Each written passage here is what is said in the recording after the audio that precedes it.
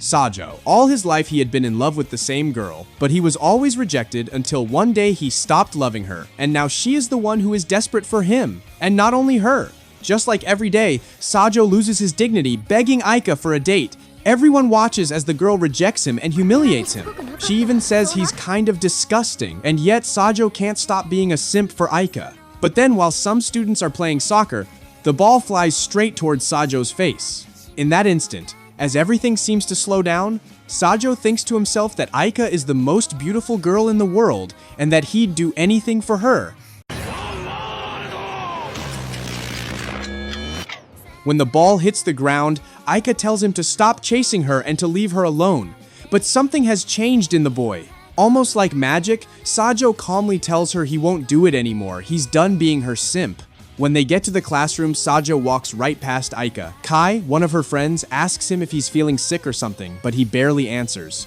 Even the teacher is surprised that Sajo isn't talking to Aika. During break time, Aika sees him and tells him not to follow her, but with a cold expression, he replies, "I'm just going to the bathroom. You're blocking the entrance."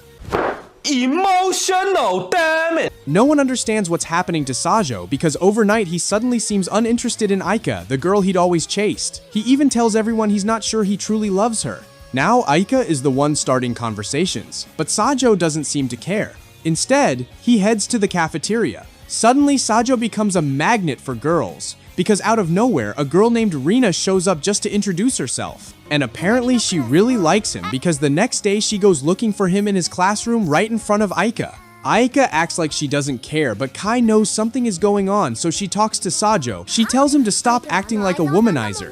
She also knows that Reena recently broke up with her boyfriend of more than 5 years, so it's better for Sajo not to get involved and to think with the head on top. Sajo takes the advice and goes to see Reena's ex. Surprisingly, says the girl he likes the most is Aika. Sajo doesn't know what to make of that or what Reena is planning. He wants to ask the girls about it, but Reena arrives and interrupts. Kai, who has no filter whatsoever, asks Reena if she has something specific to talk about with Sajo. When Reena says no, Kai takes the opportunity to ask why she broke up with her boyfriend. Are you just using Sajo to make your ex jealous? If that's the case, her innocent little lamb face won't work on Sajo. Damn, we all need a friend like Kai who defends us like that.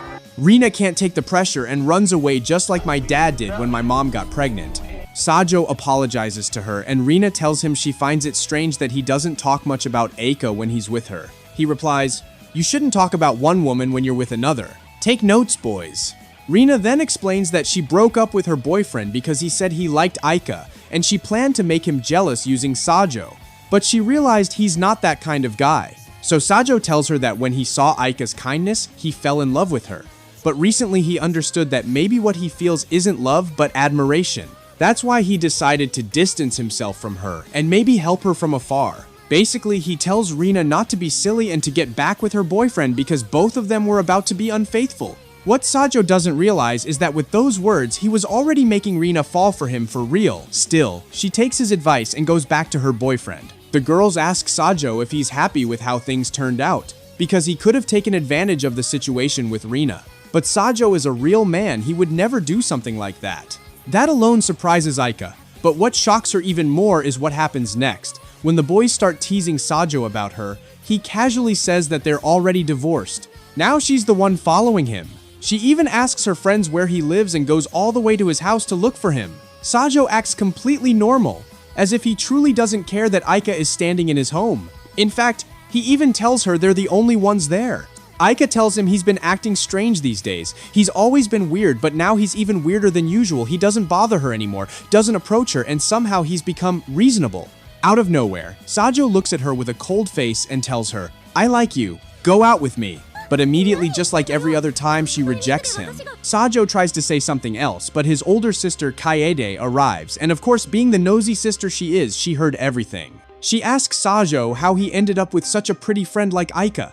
Sajo tells her not to meddle and instead turns to Aika, offering to walk her home. On the way, she asks him what he wanted to say earlier. He tells her he's tired of being rejected. He understands now that she doesn't like him, so he won't keep following her. But at the very least, he hopes they can be good classmates, not even friends, just classmates. Those words hit Aika right in the heart.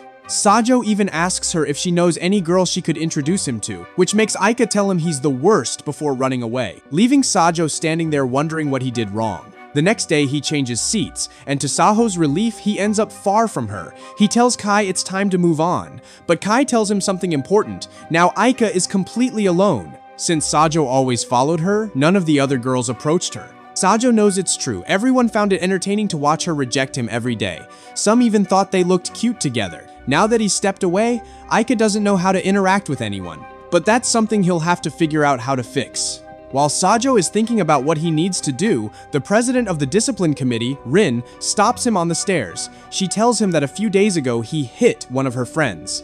Sajo immediately apologizes, but Rin tells him she's just messing with him. Her friend got nervous because she's afraid of men. Sajo tells her that's not something he really cares about, but Rin grabs his arm and asks to talk privately. It's not for the reasons Sajo thinks. Rin explains that the girl he bumped into is named Yuyu. She's sincere and kind, but usually very insecure. Sajo listens, but his face screams that he'd rather be playing Minecraft. Rin doesn't stay quiet. She tells him that even though the entire committee struggles with insecurity at times, she feels like she's the problem because she hasn't been able to do anything for them. She wants to help them, but they keep saying she can handle things because she's her.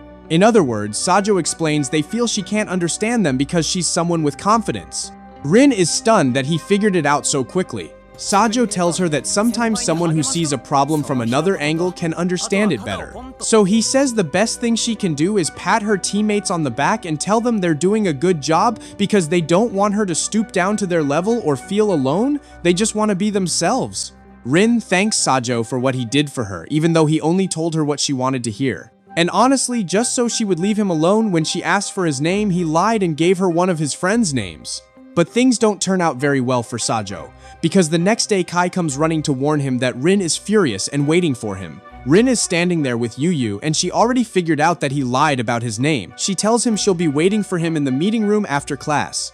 As an apology, he brings the girls some food, but Yuyu, who's scared of men, runs away or, well, hides nearby to listen. Rin asks why he lied about his name, and Sajo tells her he just thought it would be a problem if she knew his real one. Besides, his friend actually liked being mistaken for him. Despite being the president, Rin isn't the brightest, because she doesn't understand what he means. But Sajo notices that Yuyu does understand, so he gets her to speak up and helps Rin understand the situation. But that's not the main point, Rin says. Yuyu has something to say. Yuyu apologizes for rejecting his kindness and promises to work slowly on her fear of men. Sajo has to pretend he cares. When he returns to the classroom, he notices something that actually makes him happy. Everyone has started approaching Aika. She finally has more friends. Kai asks if he's not going to go over there, but he says he'd only get in the way. What he doesn't notice is that, even surrounded by people, Aika is looking straight at him. Still, Sajo can't escape responsibilities because his sister calls him to the student council room. As any older sister would, she uses her little brother as her assistant. Everyone in the council says Sajo does a great job, and Kaidde even tells him that if he shows up again the next day, she'll buy him the Fortnite season pass. That's something he definitely can't refuse. Meanwhile, Yuyu feels like she disappointed Sajo because he made a bad face at her. Rin reminds her of the advice Sajo gave, and apparently it worked. The next day, when Aika arrives in the classroom, the first thing she looks at is Sajo's seat. The other girls ask her if they can visit his house because they want to meet his little sister. Sajo watches from afar as everyone insists that he should go too. He says it's Aika's decision. Aika agrees but tells him not to go near her little sister. But in reality, she's the one looking for him. When she realizes Sajo truly isn't going to her house, she asks him directly if he's really not coming. Before he can answer, Rin arrives and tells Aika she's stealing Sajo for a moment. Rin thanks him because her problem got better thanks to his advice. But suddenly she gets way too close and asks why he made a bad face when Yuyu apologized. Sajo says he doesn't believe she apologized for him. She simply got tired of herself, to the point of rejecting other people's kindness. He doesn't blame her, it's happened to him too. And just like in real life and in anime, he can't stand the heat. So when Sajo finally reaches the air-conditioned classroom, Kai asks why he didn't go to Aika's house over the weekend. He tells her he couldn't go. Even so, Kai shows him the pictures, and she notices something important. The only one who didn't look happy was Aika. Kai tells Sajo that he should talk to Aika, because more and more girls are starting to approach her. But Sajo says it's fine. Aika is free to do whatever she wants. Meanwhile, Aika begins to feel jealous. When she sees Sajjo talking with Kai, her eyes immediately flash with jealousy. Later, one of Sajjo's friends sees him alone and invites him to chat with some girls. Sajjo isn't exactly ugly, so naturally, the girls also find him cute. They start asking him what kind of girls he likes. What he doesn't expect is that Aika suddenly shows up, and as if she were his girlfriend, she grabs him by the arm and tells him they need to talk. She drags him into an empty classroom so they can be alone. Sajjo assumes she's angry at him for something he did. He starts going through possible reasons in his mind, but he never would have guessed the real reason. Aika is angry because he was with other girls. Sajjo's eyes light up, that means she's jealous. But Aika quickly tells him not to misunderstand things. Sajjo replies, "Then why are you angry?" And since she can't give him any other explanation, she runs away. Sajjo has no idea what's going on or why Aika keeps looking for him now. He asks Kai if she knows anything, but she has no clue what goes on inside Aika's head. She doesn't get to speak much because Hayato arrives and pulls Sajjo aside to talk in private. Hayato doesn't say much at first. He starts by asking Sajjo how he sees himself. Sajjo answers that he considers himself an NPC in life, nothing special. Hayato then asks if he has really stopped liking the girl he used to like so much. Sajjo says he doesn't know anymore. He's not sure how he feels now. Hayato admits he asked because Kaidde has been sad lately. They know her well, and they're sure it's because of him. Sajjo doesn't understand why he has suddenly become the center of attention. Hayato explains that Kaidde said she thinks it's her fault that Sajjo stopped liking Aika. Since Kaidde is someone who doesn't show much interest in things, she's scared her little brother might have copied her way of being. Sajjo still doesn't understand why his sister feels that way, but he promises Hayato he'll talk to her. That's why Kaidde's friends lie to her, telling her that Rin wants to talk, all to make Kaidde meet Sajjo on the school rooftop. Without hesitation like the man he is now, Sajjo asks his sister if she's depressed about something related to him. Kaidde immediately denies it. Hearing that, Sajjo tells her to list 10 good qualities about him. If she's really depressed, she won't be able to do it. He counts to 10. Under the pressure, Kaidde barely manages to say, "Your face, your height, your personality, etc." Sajjo confirms exactly what she thinks. He's an ordinary average guy, and that's not bad. She's the one who taught him that's what life is really like. It's true he's given up on certain things lately, but just like choosing to like something is his decision, choosing to stop liking something is his decision too. Kaidde tells him that she once knew someone who went through the same thing, someone who suddenly said they stopped liking the person they loved most, but later had a breakdown because of it. Sajjo snaps back, asking why she thinks he's so weak that he wouldn't be able to get over someone. Kaidde confesses she's scared because all her life she said mean things to him, and she feels those comments created insecurities in him. Insecurities strong enough to make him believe he can't like someone. Isho interrupts her and says that if she suddenly starts being gentle with him, acting carefully, talking nicely, everything will feel wrong. She probably criticizes him a lot, but that's normal between siblings. She makes him do chores and doesn't even say thank you, and if she stopped doing those things, she'd stop being his sister. That's why it annoys him that she's suddenly worried about him. Sajjo can't continue, because Aika suddenly appears. He tells her she shouldn't say those kinds of things to Kaidde and that she should apologize. Once again, Sajjo has no idea what's happening, and he doesn't understand why she is there. Aika is speechless. She doesn't know what to say. She only remembers seeing Sajjo walk off with someone from the council, and she got worried about him, so she followed him to see what was happening. Even Aika herself wonders what she's doing, and just like before, she runs away. The good thing is that after all that, Kaidde goes back to normal. Sajjo goes home wondering what on earth is happening with his life. To make peace with his sister, he does what any brother does after messing up. He buys food. That's basically the world peace solution in sibling language. Meanwhile, Aika is with Kai. Aika tells her that when everyone went to her house and her little sister played with them, she actually got a bit upset because she wanted someone else to meet her sister first. Kai, who isn't dumb, understands immediately. She means Sajjo. So Kai tells her that Sajjo won't be chasing her forever, and it's time for her to make a move and be the one to get closer to him. Back at Sajjo's house, Kaidde mentions that the dye in his hair is fading. Sajjo just shrugs and says he doesn't care. He even thinks he looks better like this. After all, he dyed it thinking Aika might like it, but now he no longer feels that pressure. Later, when Sajjo talks to Aika, he jokes around more freely, even playfully telling her he's in love with her and calling her my queen. What he doesn't realize is that now she's the one getting nervous.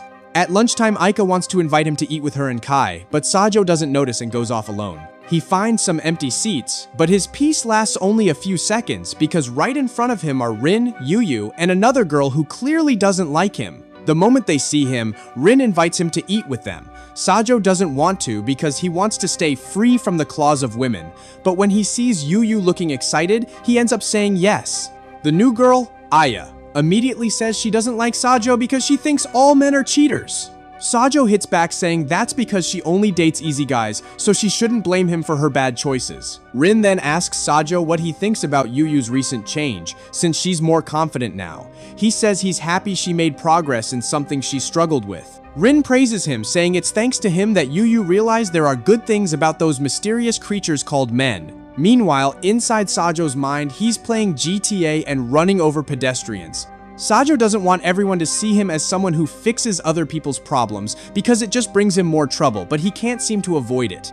Rin even says he saved her, and since she started applying his advice, her friendships have gotten much better. And as if life wanted to complicate things even more, one of his friends, Sasaki, tells him he likes Aika. For Sajjo, this isn't surprising. Aika is cute, smart, kind. It's normal for others to like her. Sasaki asks if he has a problem with it, and Sajjo replies that he doesn't. In the end, Aika is the one who gets to choose. Sajjo knew this day would come. Maybe he just has to watch the love of his life find the love of her life. Sasaki isn't a bad guy. He's handsome, gets good grades, is popular. Maybe he's the one meant for Aika. And because of that, Sajjo starts distancing himself from her. But fate has other plans. As they leave the building, Aika grabs Sajjo by the shirt. Sajjo looks at her and says that Kai and the others already left, so she must have forgotten something. Since Aika can't find any other explanation for wanting to stay by his side, she just says, "Yeah, I must have." So, like a proper gentleman, he walks her back to the classroom. She pretends to look for whatever she supposedly lost. Then she asks him where he's been eating lunch lately, since nobody has seen him around. Sajjo casually replies that he's been eating alone. Aika's heart breaks instantly, imagining him eating by himself like an abandoned little puppy. But that sadness quickly turns into jealousy when Sajjo accidentally mentions that he had lunch with Rin and 2 other girls. The moment Aika hears that, she immediately asks what kind of relationship he has with Rin. Sajjo answers that they're just acquaintances, nothing more. Aika then tells him he should go eat with them again, but Sajjo remembers how his presence used to scare people away from Aika. He can't let that happen again. So he says he doesn't want to eat with them, he just wants some time alone. That calms her down, for now. When they leave the classroom, Aika also notices that Sajjo's hair color has changed. He tells her he wants to dye it again, but doesn't know whether to go with brown or black. Aika acts like she doesn't want to answer, but she eventually tells him that black would look good on him. So, without overthinking it, our boy goes out to buy the dye so he can look handsome again. But like most men, including me, he has no idea what he's doing. Thankfully, Kaidde helps him out, and Sajo ends up looking like a Greek god. But not everything is good news. Sajjo's grades have dropped from top 10 to 65th place. And yes, that's also Aika's fault. When he was deeply in love with her, he wanted to become the best version of himself for her. He studied hard so they could have a bright future together. But since his feelings went away just like my ex leaving me for her ex, he stopped caring. Kai notices the change and tells him that he's gotten worse. Sajjo shrugs it off. What actually gets his attention is hearing that Aika ranked 2nd place, which proves that he also used to distract her from studying. Another one with great scores is Sasaki, something that definitely doesn't help Sajjo. He knows he's not the most handsome guy, nor the best at sports. So academics are the only area where he has to shine. At least he gets his motivation back. Aika also tells him that the new hair color looks good on him. Later, in class, the group talks about going to Aika's house again. Sasaki suggests inviting Sajo, since he doesn't even eat lunch with them anymore. One of the girls says that now that he's become popular, he's probably dating someone, something Aika doesn't like hearing at all. During the lunch break, Sajjo notices some girls spying on Aika, and he's not going to allow that. When he asks what they're doing, a girl named Makina tells him it's none of his business and that he should speak politely because she's from a high-class family.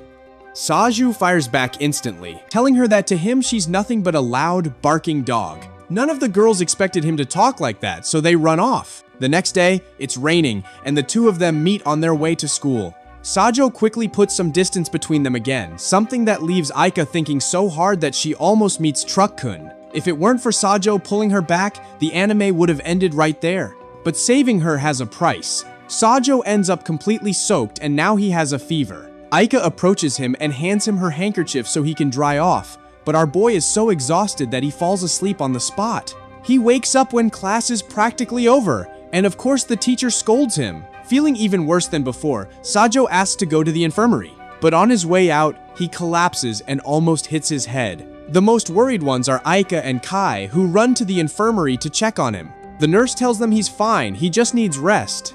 The entire time, Aika can't concentrate, constantly thinking about how Sajjo is doing. She wonders why she feels this way about him. Another girl worried about Sajjo is Rin. When she doesn't see him during the break, she runs off to find out what happened. Kai, who admires Rin, tells her everything, including that he's in the infirmary. This annoys Aika, because she wanted to be the only one to go see him. So she and Kai head there, bringing Sajjo's bag. When they enter, Sajjo is the only one inside, but he's staring blankly and barely speaking. He feels guilty for causing trouble for everyone, but the girls insist that he hasn't. Aika even wants to hug him, but he tells her not to touch him, not because he doesn't want to, but because he doesn't want to get her sick. Then Kaidde and Rin arrive. What really bothers Aika is that Sajjo does let those two touch him, so she starts thinking that maybe he's mad at her. The next day, Sajjo doesn't go to school. Aika wants to see him so badly that she insists Kai go with her to his house, and they actually do it. Sajjo is surprised they came to visit. Kai explains that the whole thing was Aika's idea, though Aika refuses to admit it. She even bought things to help him recover. If that isn't love, then what is? The following day, Aika sees Sajjo talking with that blonde girl from before. It turns out she's the top student in the school, and she wants to meet the second place Aika. More importantly, she wants Aika to support her campaign for student council president. If she has Aika on her side, everyone will trust her more, since the top two students would be working together. Aika finds it strange, since the first place almost never wins elections. Makina's friends explain that it's true, but because this year's first place is a first-year student, her chances are higher. And with Aika backing her, the chances become even greater. Sajjo is the one who brings them back to reality. He tells them that, basically, they want Aika for publicity, but it's a double-edged sword. Yes, people trust Aika, but if she were the candidate, Aika would steal all the spotlight.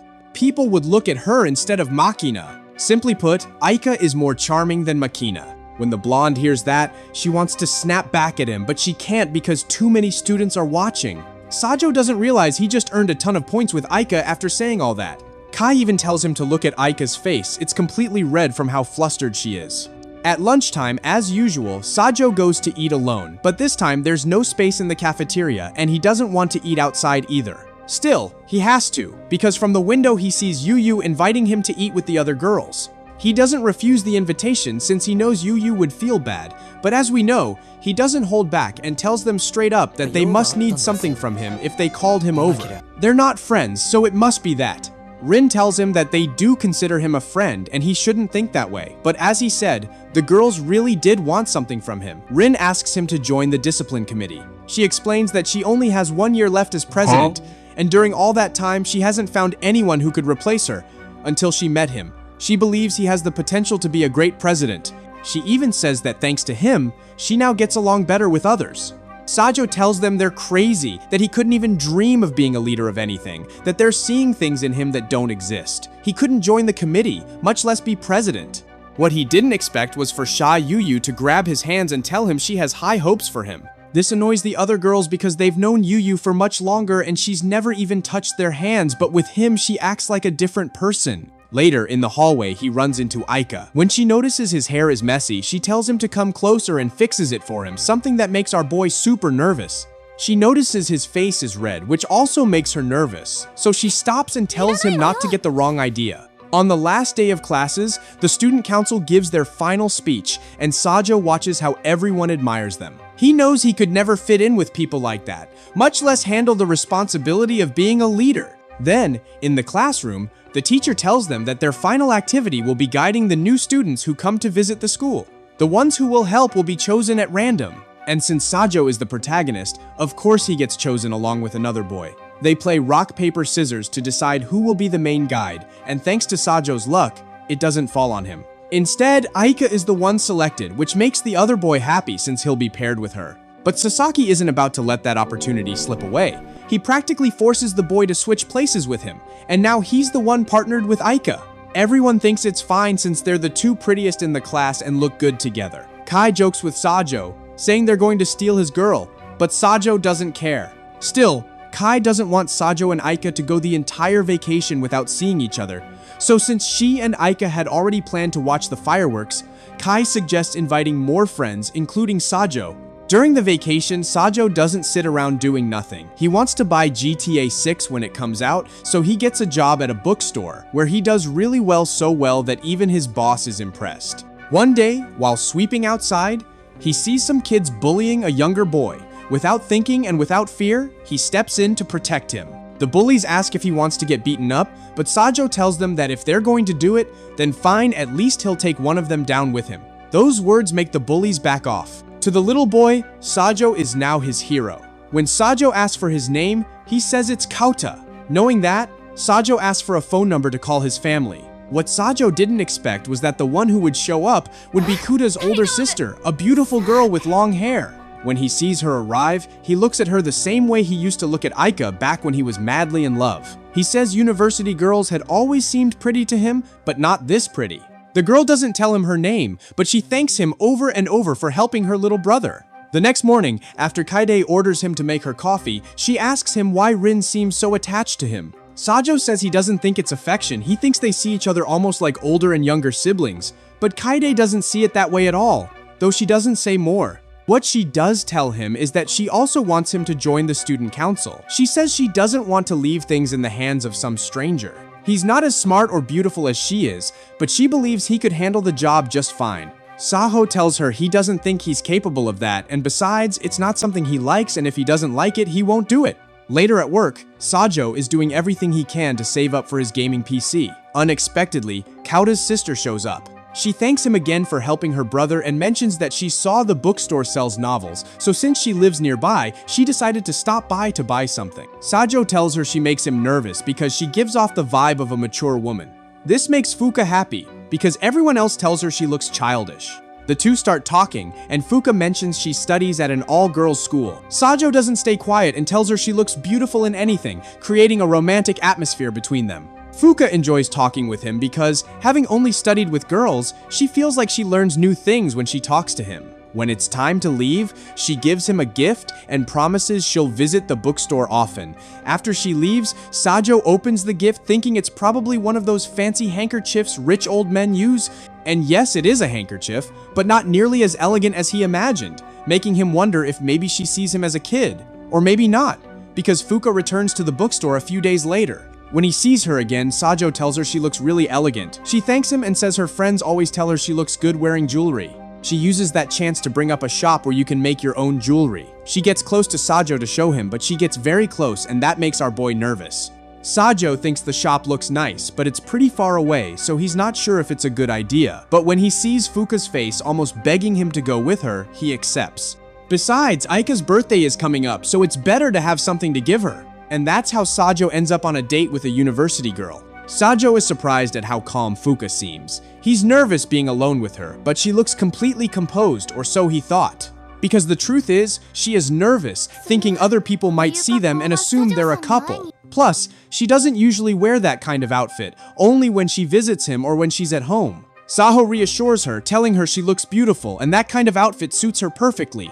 But if she feels uncomfortable, they can find something else for her to wear. But since he told her she looks beautiful, Fuka decides to keep the dress.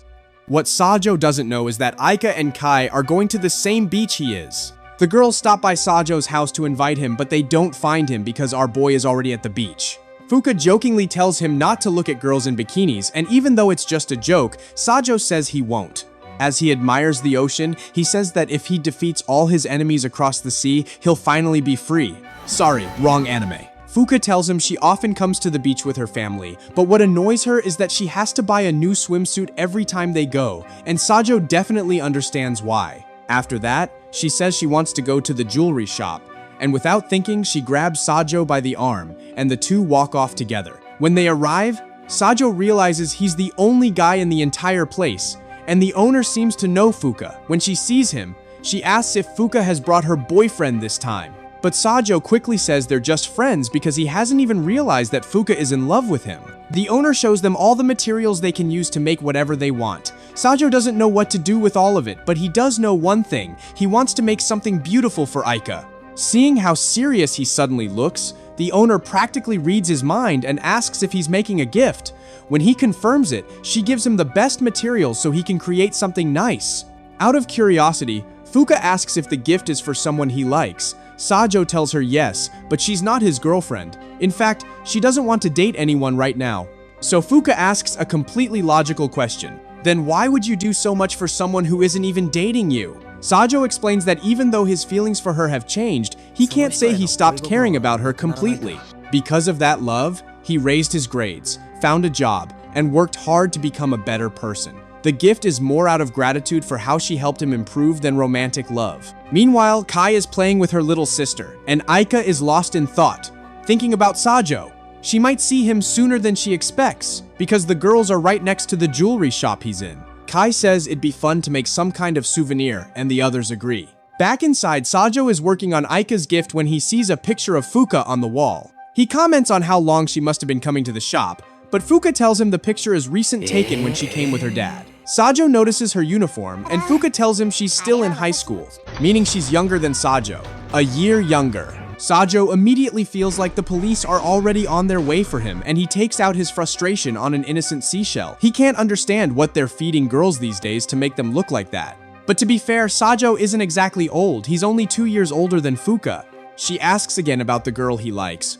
wanting to know why he tries so hard for someone he's already given up on. Sajo says he honestly doesn't know. He only knows that being in love with her helped him grow as a person. Fuka also asks him what love is, but he tells her that for him, love hasn't always been good, but that happens when love isn't reciprocated, so she shouldn't fall in love. Too late, she already likes him. The door opens and the girls walk in. Luckily, Sajo had already left. Even luckier, none of them noticed the picture of him and Fuka. Well, mostly, because while eating later, Aika sees the two walking by, but she convinces herself she must have mistaken him for someone else. There's no way he is out with someone. When Sajo and Fuka head home, she tells him she's scared of falling in love, but he tells her she doesn't need to be afraid. Love isn't something you can control. It shows up when you least expect it. Since the trip has been tiring, the girl falls asleep on Sajo's shoulders, and he ends his day wonderfully because Kai sends him a photo of Aika at the beach. Kai, the goat of this anime. At the library, Sajo asks the old man what he'll do when the vacation ends and he stops coming, but the old man tells him he already thought about that and put up a help wanted sign. To his surprise, the one who shows up for the job is an emo girl. The curious thing is, she's one of Sajo's classmates, Mina. Since the girl makes a really good impression on the boss's wife, she gets the job almost immediately. What worries Sajo is that the girl is pretty quiet at school, and he doesn't know if she'll be able to handle dealing with customers. Being nosy, he listens to the conversation between Mina and the boss's wife. Since the girl has really long bangs, she recommends that Mina cut them, or rather, she will cut them for her. Sajo knows this could affect the girl, but he knows that since she's shy, she won't say no. So he saves her and tells them he'll be delighted to work with her. And to prevent them from cutting her hair, he asks what she does with her hair when she reads. Mina shows them that she ties her hair back, managing to keep the boss's wife from doing anything to the girl's hair. Since the girl is pretty quiet, Sajo finds it a bit hard to talk to her, because when she responds, she only does so with yes or no. Even so, our guy manages to teach her all the necessary things so she can start working. But things don't seem to be going well for the little emo, because the first customer she gets is one of those who thinks he knows more than the owner. And those of us who've worked in customer service know that those types are annoying. The stress is so much for the poor girl that she ends up shaking and almost crying. Sajo tells her to go to the back so she can relax a bit. Because of this, Sajo talks to the boss and tells him that Mina isn't made for this job. The most reasonable thing is to fire her. Sajo doesn't say this with bad intentions, but rather he wants the girl not to go through more bad experiences, and he also doesn't want the poor work to end up affecting the boss. The old man tells him that Mina has been their customer for many years, and it wouldn't be easy to fire her when she's tried so hard. Hearing those words, Sajo thinks that if the girl fails at the job, she'll most likely stop coming to the library, something that will upset both her and the grandparents. That's why he talks to the girl, telling her that she doesn't have to know everything when starting out. Sajo advises her that with difficult customers, it's better to go along with them so they don't feel like you're disrespecting them. There's no one correct way to serve people, but there are many incorrect ways. If she thinks she can handle the job, she needs to try harder, but he needs to hear from her that she'll do it. Sajo still thinks the best thing for the girl is to quit, But Mina surprises him by telling him she doesn't want to quit, she wants to do the best she can. Please give her another chance. Sajjo, confused, tells her that he can't fire her, he's just an employee. Looking for advice, Sajjo talks to the girls and tells them the situation, but he doesn't explain himself very well. Sajjo starts by saying that day he made a girl get on her knees, making the girls think other things. But when he clears up the misunderstanding, the girls tell him it's not entirely his fault. If Mina had communicated well, none of that would have happened. He just wanted to give her a push, but he just needs to treat her more gently. Kai notices that Sajjo and Aika are talking well, so he tells them he has to go, making the two of them stay alone talking. But Sajjo doesn't notice why Kai did it, and before Aika can hang up, He does it first. The next day, it seems like Mina is a different girl because she has more enthusiasm and energy. When a customer comes in, Sajjo worries about the girl, but this time, although it's true that Mina still struggles a bit, the girl does much better than the first time, something that makes her happy. Sajjo sees her like a little sister and almost pets her like a puppy, but he stops himself. When it's break time for both of them, Sajjo wants her to feel more comfortable, so he starts talking to her. What he doesn't expect is that the girl would feel so comfortable, because when he asks her why she wanted to work, she tells him it's because she doesn't want to see her older brother, who, curiously, is one of the members of the school council. Sajjo finds it weird that she doesn't want to see her brother because at school everyone sees him as someone sweet and kind. Mina tells him that yes, her brother is the best, but she's mad at him. Ever since he got a girlfriend, he spends less time with her, and everything changed the day she came home and saw someone else's shoes. Without thinking, she went up to her brother's room, opened the door, and saw something she shouldn't have seen. Sajjo, in his mind, can only think that he doesn't want her to tell him more because he doesn't want to get involved in another family problem. But he ends up doing it anyway. The good thing is that Mina works better day after day. The only thing she needs to perfect is customer service, but for that, she'll have someone to help her. Fuka goes to visit Sajjo. The guy thinks the two are quite similar, and he uses that to his advantage. He introduces them, and when she hears that Mina is a book fanatic, Fuka gets excited, making the two of them connect. To help Mina even more, Sajjo tells them to practice he and Fuka will be problematic customers. Now, thanks to everything Sajjo has taught her, Mina handles things and situations better, something that makes everyone happy. Even so, although Sajjo says he doesn't want to get involved in Mina's problem with her brother, the guy is actually a good person and keeps thinking about how he can help her, so much so that he even puts salt instead of sugar in Akane's coffee. The moment to help arrives because one afternoon, Mina's brother arrives at the bookstore, but since the girl is resentful towards him, she hides behind Sajjo. Our guy understands that he can't get fully involved in a family fight, but when he sees Mina's eyes, he agrees to help. He tells Mina's brother if they can talk somewhere else, and the guy accepts. Sajjo handles the case as if he were a judge. Mina's brother apologizes because he knows that since he has a girlfriend, he spends less time with her, but she must also understand that he needs to give time to his girlfriend too. And on that, the guy has a point. And speaking of the apple of discord, the girlfriend arrives. The two of them think it's their fault that Mina is working, and they don't want her to do something she doesn't like because they know her shyer side and think it's not a suitable job for her. But Sajjo asks them if they even know what's good for her. They haven't even listened to her, and they're already drawing conclusions. Sajjo tells them all the things Mina has learned at work, everything she's worked hard for. Despite her shyness problems, she improves more and more every day. Like it or not, getting away from her brother has helped her get out of her comfort zone. The brother and his girlfriend finally understand Mina's feelings and realize that now she's more independent, but that doesn't mean she doesn't want to be included in their plans. When the two leave, Mina thanks Sajjo for all his help, and Sajjo responds that he won't let all her effort be in vain, because in fact, the next day, Mina's training ends and now she's a real employee. Now, on to what really matters. Kaidde calls Sajjo to tell him what's happening in the council. Since the school tours are approaching, Rin has been very busy, so busy that work has piled up.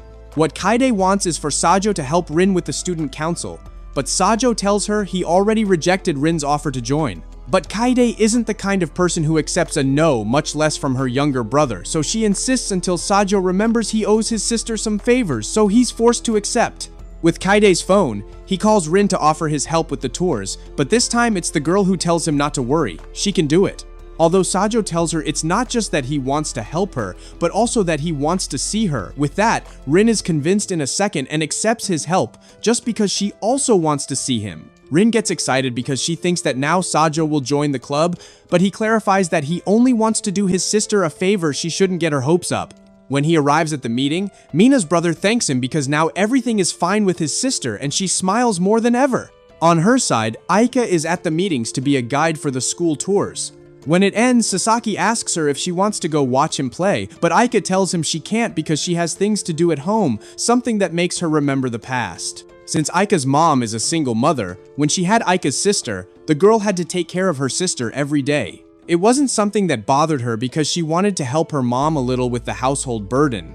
But she did get sad when others went out to karaoke, to the movies, or to have fun, and she had to stay home. Everything almost exploded when her own classmates started excluding her from everything and no one talked to her. But everything changed the day she met Sajjo. When he had his fall, she approached to help him not out of pity, but because she saw that no one else did. In that moment, she saw herself reflected in Sajjo. What she didn't expect was that because of this, Sajjo would fall in love with her and that very same day would ask her out. She did think about saying yes, but remembering that her priorities at that moment were different, she said no. She thought that would be the end of it, but Sajjo, day after day, told her how beautiful she looked, that she was intelligent and capable of anything. Although she had rejected him before, she now accepts that somehow Sajjo's company saved her during middle school. That lasted until it was time to go to high school. She felt sad about not seeing Sajjo anymore, but the guy wouldn't give up and wanted to get into the same high school as her, something he did. And deep down, she was happy to see him again. Thanks to him, she met more friends and her best friend. And now that he's not around, she feels a void in her life, not a selfish one that just wants the guy's attention.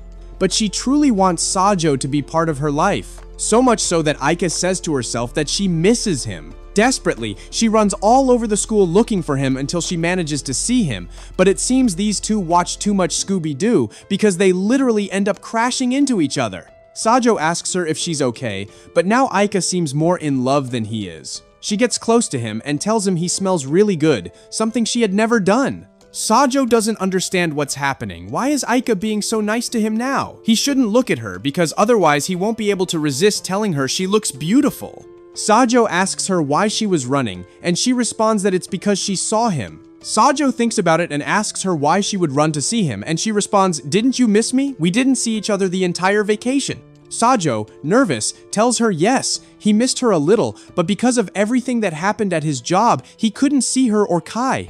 Aika, in jealous mode, asks him if he gets along better with Mina, and since Sajjo doesn't know it's a trap question, he tells her that now he gets along very well with Mina, something that makes Aika angry. To change the subject, Sajjo asks the girl what she did during vacation, and when she tells him she went to the beach, Sajjo tells her he knows that because Kai sent him a photo. Embarrassed, Aika tells him to delete that photo, but when trying to grab Sajjo's phone, the two end up quite close together. It seems like the perfect moment for a kiss, but now it's Kai who, without knowing it, interrupts them.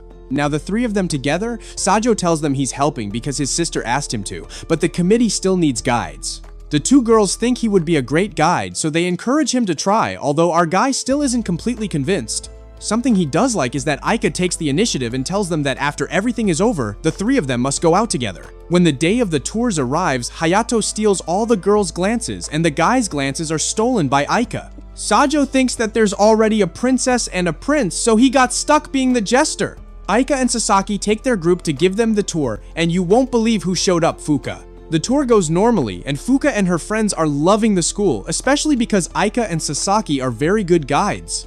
When it's over, they thank them both for the tour, and Fuka thinks that next time she comes, she wants to see Sajjo, and wish granted. Sajjo is passing by, and at the same time, both Aika and Fuka call out to him. Seeing the girls, Sajjo knows he's in trouble, especially because of Aika's face. And Fuka's friends help because since Fuka told them wonderful things about Sajjo, they say he's their friend's Prince Charming, and they tell him to take good care of her.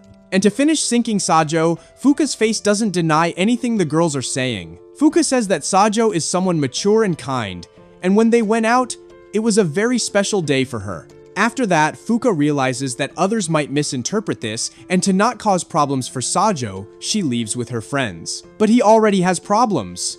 Even Sasaki runs away because he knows Aika is furious. She grabs him by the hand, and together with Kai, they make him tell them everything. Upon learning the truth, Aika feels more relaxed because nothing happened between her man and Fuka. But in exchange, she asks Sajjo to go out with them since he could go out with someone else, He should be able to go out with her too. Aika now can't spend time without seeing him, so much so that even in the rain, she goes to visit Sajjo at his work. The good thing is that the little emo is making more friends. The love interests pile up on Sajjo because that day Fuka also arrives, but the two girls understand that they should leave Sajjo and Aika alone. The girl tells him she wanted to see him, but also wanted to tell him to come to her house. She's still upset with him for not going when the others went. Sajjo tells her he didn't want to go because he didn't want to make her feel uncomfortable, but Aika almost tells him she wants him to meet her sister-in-law.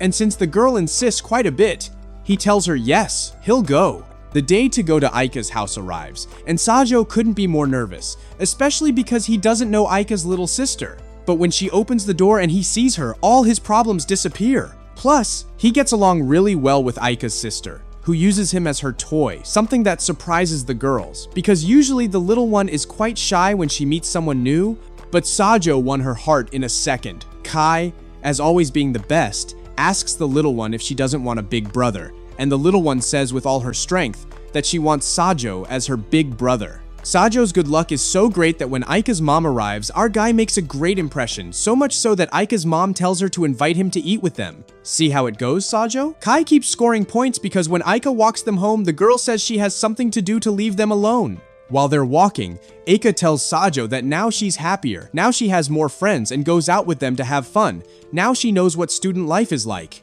Hearing her, Sajjo apologizes because for a long time he drove other people away by being with her, but Aika corrects him and tells him that even if he hadn't been with her all the time, things wouldn't have been different. She was focused on not putting more burdens on her mom. In fact, the main reason she took the entrance exam for the school they go to was because it gave scholarships that covered expenses. She couldn't explain to the past Aika all the good things that have happened to her, and many are because of him.